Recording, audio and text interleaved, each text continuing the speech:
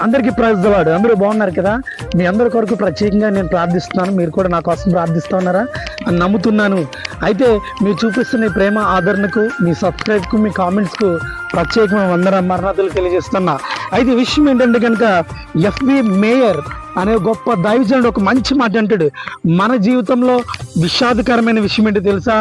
ప్రార్థనలకు సమాధానం పొందకపోవడం కాదు, ప్రార్థన చేయకపోవడం. ఈ మాట అర్థమవుతుందా? మన జీవితంలో గొప్ప విషాదం ఏంటంటే కనుక ప్రార్థన చేస్తున్నాను జవాబు రావట్లేదని నువ్వు ఫీల్ అవుతున్నావు కదా, అది కాదు, నువ్వు ప్రార్థన చేయకపోవడమే గొప్ప విషాదం. ఈ మాట ఈ యొక్క దైవజనుడు మేయర్ గారు ఎందుకు చెప్పారో తెలుసా? ఈరోజు అందరూ కూడా సోషల్ మీడియాలో ఉంటున్నారు.